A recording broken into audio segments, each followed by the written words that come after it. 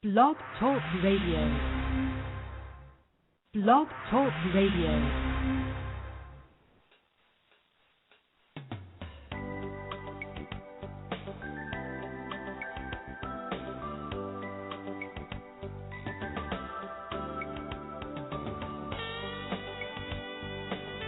Hi everyone, and welcome to a very special edition of Franchise Interviews, where for over 5 years we've been asking the entrepreneurs one-on-one. I'm your host, Marty McDermott, and I'm the president of Franchise Interviews, and we have a great show today. We're meeting with Steve Baxter, who is the general manager and global mid-market solutions of Satmetrix. And Satmetrix is a leading provider of cloud-based customer experience software for companies worldwide. As co-developer of the industry-leading Net Promoter methodology, their applications deliver full process support to help companies reduce customer churn, mobilize loyal promoters, generate more powerful insights, and drive customer obsession through accountability. And that's coming right up on Franchise Interviews.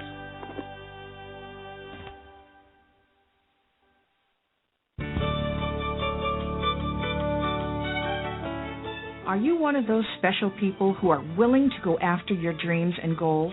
Are you ready to fulfill that dream of owning your own business with the security of a proven brand? The opportunity to take control of your future and own a Rita's Italian Ice franchise is within your reach.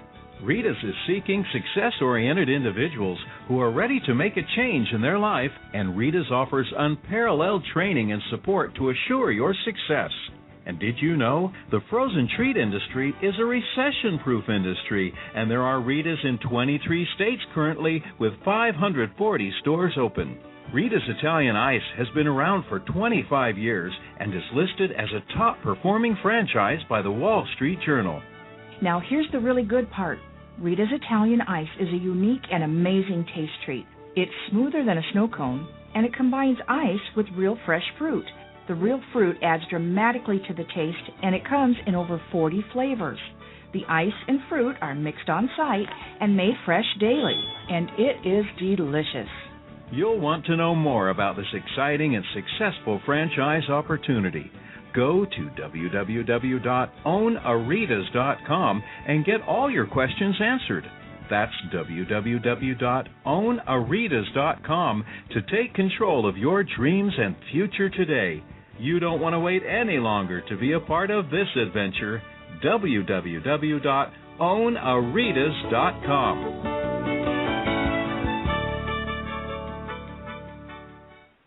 Franchisers, are you looking to reach aspiring entrepreneurs looking to buy a franchise? Are you looking to reach a highly educated audience on franchising? For over 4 years, Franchise Interviews has been giving an up-close, behind-the-scenes look at franchising and entrepreneurship through our website, franchiseinterviews.com, where you can hear and read interviews as well as get inside tips from some of the most successful sources in franchising. Check out our weekly franchise radio show, where each week you get to hear a new interview with franchisers, franchisees, franchise authors, franchise experts, and attorneys, and our podcast, Great Quotes in Franchising. Get 3 months of free advertising when you sign up for our 1-year package. For more information, go to franchiseinterviews.com or call us at 610-905-2919. That's 610-905-2919.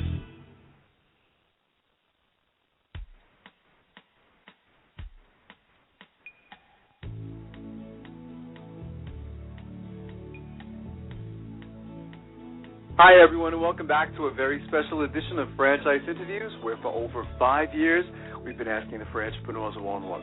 I'm your host, Marty McDermott. I'm the president of Franchise Interviews, and as we were saying earlier, we have a great show today. We're meeting with Steve Baxter, who's the general manager and global mid-market solutions of Satmetrix. And Satmetrix is a leading provider of cloud-based customer experience software for companies worldwide. Hey, Steve, how you doing today? Welcome to the show. I'm great, Marty. Thank you. How are you?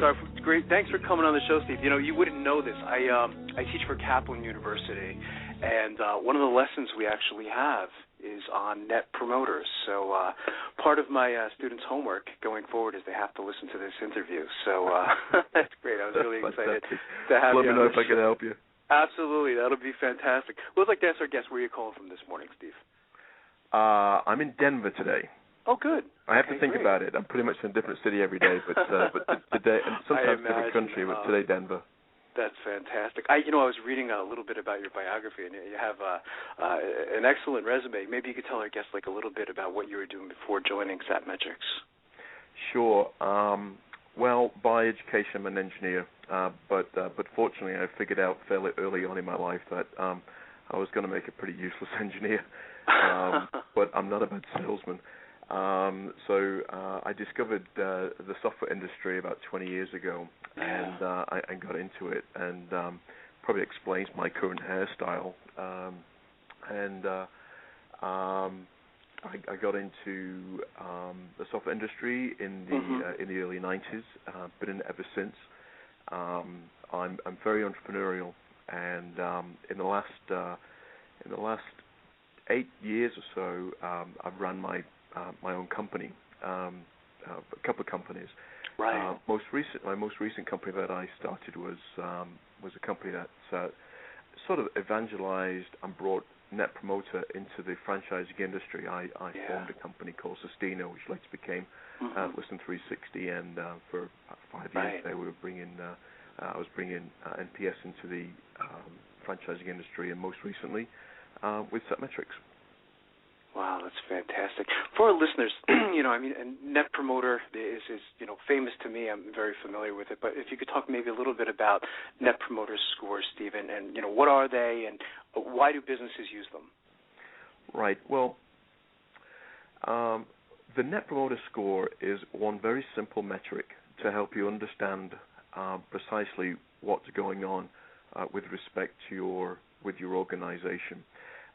Somebody said, I can't remember who it was now, that said that NPS is the one number that if it went down, you could call me in the middle of the night and I would know precisely, the importance of that phone call. Right. And it's a leading indicator of growth. With over a decade's worth of research that's gone into this, we know that those companies who have got a high Net Promoter score will become leaders in that industry, or already are leaders in their particular industry. And those people with a very low Net Promoter score are generally laggards and either perform very average within the industry or are declining. The way I've always described it, it was funny because there's a great, and I'm sure you saw it, it's on YouTube, and it's a great little promotion, kind of like an animation for your service, Net Promoter, and it talks about customers who love you guys so much that they tell other customers, and that's the way I've always described the service as well. Why is customer feedback so important to the growth of the success of a business, Steve? Well, what's important is establishing which categories your customers are in, and then taking the correct action or enabling action for each one of those particular categories. And when it comes to Net Promoter score, first of all, let me tell you how we calculate the score. It's very simple. We categorize your customers into one of three categories. They're either promoters, passives, or detractors. We establish that category by asking one very simple question. I'm sure if anybody's done a survey, they've seen this question somewhere along the way. The question is, how likely is it that you'd recommend this brand to a friend or a business associate? Right. And typically the response is on a 0 to 10 scale, 0 being very unlikely and 10 being very likely. And those customers who answer 0 through 6 are detractors.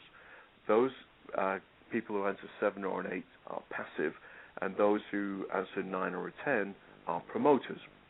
And what we do is we look at the total percentage of promoters, and we subtract from that the total percentage of detractors. That number is your Net Promoter score. The highest it can be is 100, which means all of your customers are promoters, and the lowest it can be is minus 100, which means everybody's a detractor. Now, what is the right score? What is a good score? That depends very much on the industry. Certain industries, like cable TV and airlines, for example, typically have a lower score than other industries. such as I don't know, maybe landscape gardeners or home cleaners, or businesses that have a much more emotional attachment to the customer. And so that's how we calculate the score. So why is it? So come back to your question. Why is it important to get this feedback? Well, it's important from the perspective of, with the detractors, you need to know immediately so that you can start the resolution process to ensure that you save that customer. Small to medium businesses, franchises in particular, have an issue with customer retention. What we found in our research is that the typical small to medium-sized business loses 20 to 40% of their customers every year. And we all know that it costs a lot more money to get a new customer than it does to attract, than it does to keep an existing one. Yeah, absolutely. This just hits the bottom line completely. And what we see, I think we see this a lot with entrepreneurs, particularly small business entrepreneurs, is that they're so focused on getting new customers and increasing revenue, and they measure their success or failure year by year by looking at how much their revenue is growing. And sometimes what they fail to miss is that their revenue is growing, but their profitability isn't growing at the same pace. And part of the reason for this is the fact that they're losing customers along the way, and all those sales and marketing dollars are sort of just sort of making up for the loss. And I look at sales and marketing expense as being a tax on your organization for not having loyal, promoter, advocating type customers. So on the one side, it's important to get the feedback because we've got to identify who those detractors are and then turn them around, turn them into passives, and ultimately turn them into promoter customers. Which leads me to why it's important to understand who your promoters are. Promoters exhibit four behaviors. The first one is that they come back. Simply, you don't lose them; they come back. The second thing is that not only do they come back, but they buy more products when they come back. If you're a carpet franchise, the first time you deal with that customer, you might be cleaning an area rug. The second time you come back, you're cleaning their entire house if you've built up some trust with them. And you're taking them down a loyalty path. And that loyalty path increases the revenue and also decreases the cost of doing business with that customer each time you do business with them. The first time you're spending money selling to them. The second time they're just calling you up and you're showing up and you're doing the job. And then they start to do the third thing, which is that promoters exhibit, which is they refer you to their friends. And that's sort of all self-explanatory in terms of the fiscal effect of that. The fourth thing that loyal customers do is they give you constructive feedback. They give you that feedback, whether it's good feedback or negative feedback. What they're doing is they are engaged in your business. They care enough about the success of your business to give you feedback. They're using their time to help your business. And so that feedback is obviously very important because it's going to help you improve. So, why is it important to solicit feedback? Well, first of all, it's going to help you improve your business. And secondly, it's actually another measurement of how well you're engaging with the customers. Wow. Everything you just said is very powerful. I appreciate all this great information. It's fantastic. There's a famous study, Stephen. I don't know how accurate it is to this date. It's in a lot of marketing textbooks, but they say it's 7 to 10 times more expensive to, capture a new customer than to keep an old one. I was reading when I was researching about you guys, there was a fantastic statistic. I just want to read here. It says 64% of small and mid-sized companies, rising to 70% of larger businesses, either do not know, cannot measure, or cannot prove the return on investment from customer experience management. It goes a little deeper than that, and then it says the research also shows that while larger businesses see current customers as their main priority, SMBs would rather focus on acquiring new customers. And I never understood that mindset when you were talking about that. Why is that? That's small and medium-sized businesses. I don't want to say they don't get it, but they can't seem to focus on the importance of keeping their customers, and they're always so focused on looking for, I hate to use the word, especially like new blood or new customers. But why is that? You're absolutely right, and that research is right. And I've been involved in franchising, as I said, now for 6 years. Selling these solutions, or bringing rather these solutions into this industry, and I've seen this. I've seen it for myself, and I put it down to sort of instant gratification. Maybe there's a more scientific answer. I don't know, but my personal opinion is instant gratification. I think when you get a referral, or when you get a piece of new business, it feels great.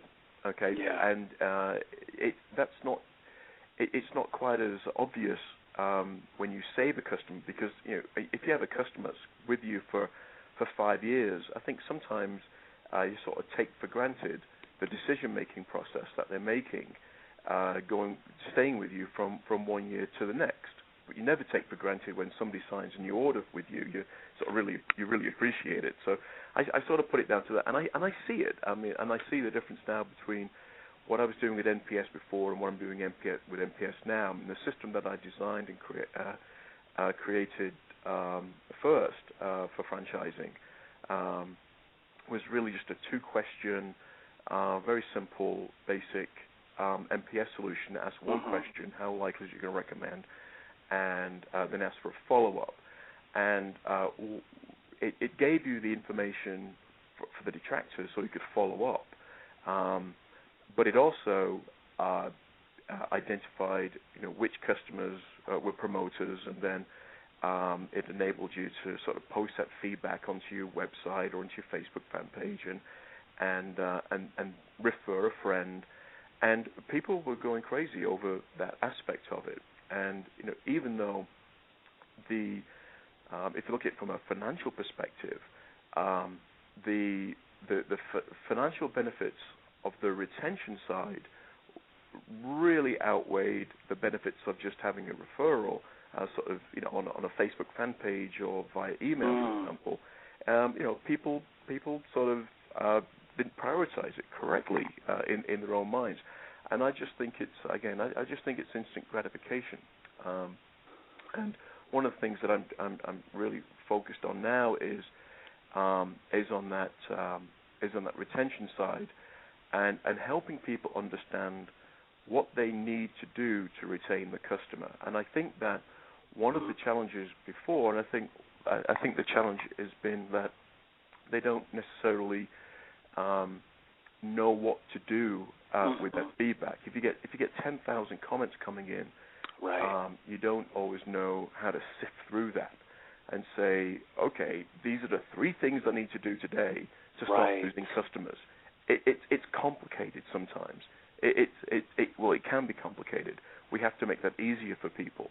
And so the focus of what I'm doing right now is yes, we're doing all the promoter stuff, and we're doing all of the social media, all the referral things, etc. But what I'm really trying to help people understand right now is what are the 2 or 3 things you need to do Monday morning at 9 o'clock to make sure you don't lose those customers, and make that easy, and actually show them some numbers in terms of how many customers are actually saving. So I'm trying to bring that instant gratification now onto the customer retention side to make it every bit as exciting as the referral side. You guys have worked with some pretty big name franchises. The one that came to mind, or the case study that I saw, Steve, was Safelite Autoglass, and they were I believe they were a guest on our show probably about 3 or 4 years ago. Great franchise. How does franchising come into play? Because I guess, are you guys working with the franchisees? Are you working with the franchisors? And, do they have any restrictions as far as, like, using the software from the franchisee level? Because sometimes, they just have to follow the system and do whatever the franchisor says. So how does that work? or what's been your experience with franchising? Yes, Safelite is an amazing customer. We put on 2 annual Net Promoter conferences, one in Europe and one in North America each year. And the most recent one in North America, 500 or 600 people there, all Net Promoter guys, users, and Tom Feeney was one of our keynote speakers. He delivered a phenomenal speech. So franchising is an industry which has held a lot of interest for me for 6 years. Yeah. And I got into it sort of quite by accident, actually. So when I was bringing my software to market, I knew I wanted to get into the SMB space. And as I was analyzing it sort of shocked me how many companies are franchises. And until you sort of start looking into it, unless you know, you're like, wow, this is a massive contributor to our economy. Oh, yeah. There are hundreds and hundreds of thousands of people sort of employed by this. It's a significant percentage, of our GDP when you compare it to other industries. Absolutely. And it was staggering for me, and so it just became obvious that this was a land of opportunity. And so I started to form relationships with the franchisors, because the problem with the SMB industry is there's just so many companies, millions of companies, and you start to sell to them. I mean, you'd run out of life if you didn't run out of money. There's just so many of them. True. So it became obvious to me that by going to the franchisors with a solution, which could be then delivered to the franchisees, was the way to go. There's a nuance with that I discovered, that there's got to be something in it for the franchisor, and there's got to be something in it for the franchisee as well at the same time. So I've always tailored my solutions in the franchising industry with those 2 things in mind. What's in it for the franchise brand? What's in it for the franchisee? And if you can help both sides there, you end up with the perfect solution. Yeah, I think that's well said, Steve. It really becomes, I guess you could say, like a win-win solution, right? Because, if the franchisee is doing well, then the franchisor is doing well, so it does make sense. Plus to also get, I guess you could say, the endorsement or the approval from the franchisor, because I think that's why a lot of people become franchisees is, they need the guidance sometimes from someone else. They don't have all the answers. So I really think it's a smart move, and I can see how this can fit into franchising. What's next for you guys? I mean, if you can look into a crystal ball, like 5 years down the road, where do you see yourselves? Well, we actually don't need to look that far to see what's coming next. Right. I think there's a massive amount of disruption that's coming into the market, and we're helping accelerate that disruption. People look at solutions like this as just being a survey tool. It's a survey system. You're sending a survey out to the customer. You're asking some questions. How likely is it to recommend? Plus some other satisfaction questions, so you can determine what's going on. And then you get the response, and then you start looking at that. That is exactly what we do, and that's what almost every other company does as well. That's sort of in this space. That survey war has been won, and everybody lost except SurveyMonkey. SurveyMonkey is the winner. When it comes to just doing a survey, sending out an email, getting a response, you can go to SurveyMonkey. You can do it for free. You can ask the Net Promoter question. You can get responses. Now, what you're not going to get is some of the analytics on the other end of that to make it easy to sort of disseminate some of this information. What's happening is from a PR perspective, from a marketing perspective, they mean that battle has been won, and SurveyMonkey won it. It's free. in terms of doing a structured survey. So the future has got to be unstructured. How do you get customer feedback without sending a survey? How do you figure out what's going on with your customers, turn that into action without a survey? Because what happens is if you take any service which is free, when it becomes ubiquitous, everybody starts using it. And so, if you can use SurveyMonkey for free to start getting feedback from your customers, and every business in the world starts to use it, what happens is a 40% response rate that you were getting 2 years ago becomes a 30% response rate a year ago, which becomes a 20% response rate today, which, when everybody starts getting surveys and starts to reject these things, you start getting a 5 to 10% survey, the information you're getting back becomes almost statistically irrelevant. And so when only 5 to 10% of your customers are responding to the survey you're sending out, that means, 80, 90, 95% of your customers are not responding to you, but they're still talking about you. And they're talking about you in social media. They're talking about you on Facebook, LinkedIn, TripAdvisor, Yelp, Facebook, you name it. All these social media platforms, they're talking about you. So the future is doing a survey without a survey. And we have a product for that we've just launched, and it's called Spark Score. SPARK Score, Spark Score. And what Spark Score does is it's your social NPS. So what it's doing is it's going out there across the entire web, and it's reading the social media sites that you want it to read.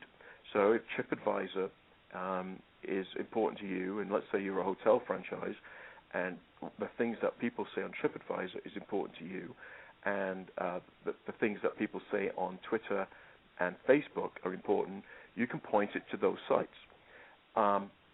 And what it will do is it will read all the comments that are being put out there across the web, and it will put a number onto each one of these comments. It will decide whether this comment is from a promoter, a passive, or a detractor. Right. And it will then calculate a net promoter score across millions of comments which are out there on the web and give you the score. Not only that, it will consolidate all these comments that are out there into one place. And it doesn't do it just for you. If you want to do this for your competition as well to see what their Spark Score is, if you want to do it for the industry and see how you perform and see the best performing and the worst performing companies in the industry, all of that is available as well. And we believe that the future really is in this sort of unstructured survey. So, for now, absolutely, we have our survey product, our Net Promoter product, and it's going like gangbusters. I mean, we can't believe how many the rate at which this is being adopted in the market. We're growing very rapidly. It's going great. And what's happening though is we're seeing more and more people saying, how do I get the feedback from all these social media sites and build it into my conventional survey process? So what we're seeing is right now people continue with their conventional surveys as we're doing. Right. We're also seeing this interest being generated on the social media side, and very shortly I think you'll see people switch over to a completely social media-based survey system along the lines of Spark Score. And currently, we are the only company that is delivering this kind of product and calculating a Net Promoter Score from your social media comments across the web. Wow, that's fantastic. It's very powerful. What's the best way that our listeners can get more information on all your services, Steve? Are there any websites they should go to? Yes, absolutely. You can go to satmetrix.com. Satmetrix.com, okay. And we also have a website called netpromoter.com, which not only gives you information about Net Promoter in general, but also connects you with other people who are using Net Promoter around the globe. Yeah, and you would appreciate this. I actually take my students on the Net Promoter website during the lesson. You know, we have our online seminars. We go to Net Promoter and we look at it, we talk about it, and so again, you'd have no idea of knowing that, but yeah, it's just part of a big lesson, you know, for a lot of our classes at Kaplan University. So that's why I was so excited to, you know, finally have the chance to talk to you. And you know, I'd really like to invite you guys back next year, Steve, as you guys continue to grow and talk about some of those great new services that you guys are providing. I think it's very exciting what's going on, and I think you're going to make a very big impact, and you already have in the franchise community. So that's fantastic. Great. Thank you very much. Thanks, Steve. Have a great day today, and we'll be right back with more franchise interviews.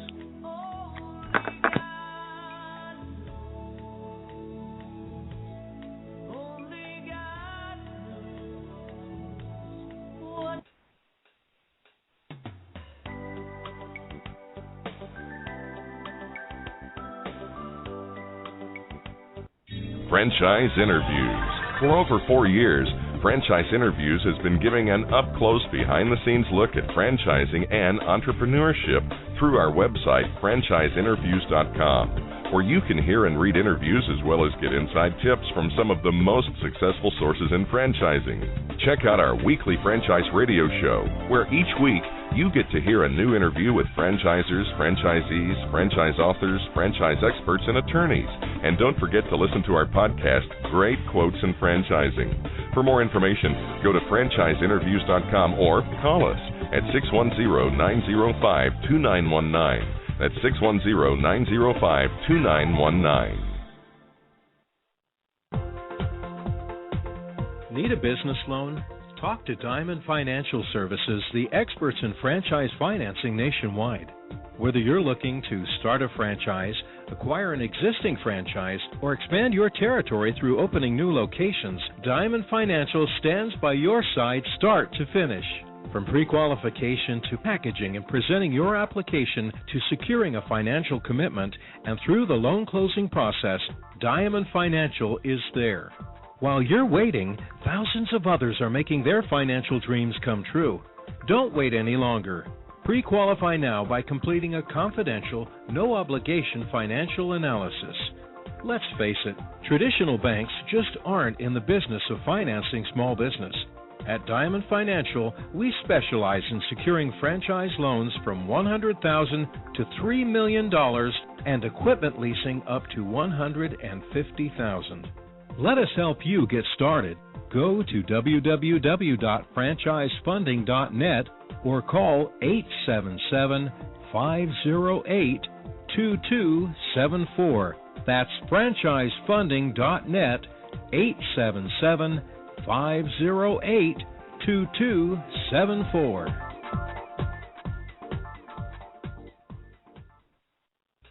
Hi everyone, this is Marty McDermott from Franchise Interviews, and welcome to another edition of Great Quotes in Franchising, where each podcast you get to hear a great quote in franchising. You know, Don and I have been hosting Franchise Interviews now almost 4 years, and during that time we've had some incredible quotes on our show. Today you're going to get to hear from 2 franchisees to the Cartridge World franchise opportunity, and we like to call them franchipreneurs, entrepreneurs who actually purchased a franchise. And I thought they really hit the nail on the head with their advice to aspiring entrepreneurs looking to buy a franchise. They started off with the importance of working hard. You know, I think a lot of times when people are thinking about buying a franchise, that they may think it's going to be a little easier than going into their own business, and certainly not true at all. I mean, a common theme on our show, you know, whether we're talking to a franchisor or a franchisee, is they emphasize that the first year, especially the first year, is going to be a lot of hard work. They also talk about the importance of networking early, the importance of family support, which I think is very, very important, and also the importance of having enough capital to, again, get through that first year and that second year. It's going to be a lot of work. So I think you're going to enjoy this edition. And again, we'll see you again soon with another edition of Great Quotes in Franchising from Franchise Interviews. Here we go, and enjoy. Networking. Imagine it's a nice part of the business. It is a wonderful part of the business, just meeting people and getting to know them and being able to help them out. What advice, Norm, would you give to an aspiring entrepreneur looking to buy a franchise, or, say, for example, Cartridge World? Now you've been through the whole process, training, owning a few stores. What advice would you have someone now listening thinking of Cartridge World? first of all, you have to understand that you're going to work hard. It's your own business, and it's going to do as well as you are willing to work hard. Learn as much as you can about the marketplace and about your customer base. Network early. Get out there and meet people. Set the stage for when you're actually opening the business. Right. And understand the financial aspects of the business. You can't come in undercapitalized because it may take you a while to start generating some cash flow, and you have to be able to continue to run your business, to market and to advertise. Let people know you're out there. Very good points. How about you, Jeff, on that point? I agree with everything that Norm said, but you really have to do your homework. You really, if you set your mind that you want to be a franchise owner, of course you look at different business models and you choose the model that you think is good and will make sense for you now into the future. To me, it was very important to look for a business model that wasn't just a hot topic for today. Something that was going to carry on and be successful for years to come. And then I took on a franchise coach, as I mentioned earlier, and found out a lot of things that I didn't know. I mean, networking for sales is one thing, but networking to understand what you're in for is another thing that's sincerely important. Setting your business plan and your goals is of paramount importance, and understanding, as Norm had said, your financial needs. My franchise coach was not only interested in the fact that I wanted to be involved in a franchise, but he wanted to know was my family behind it. Because you really need to have people behind it. Because as Norm said, this is a 24/7. Even if your store isn't open 24/7, it's a 24/7 thinking process in gearing up and ramping up your business. Absolutely. Jeff and Norm, we have about 30 seconds.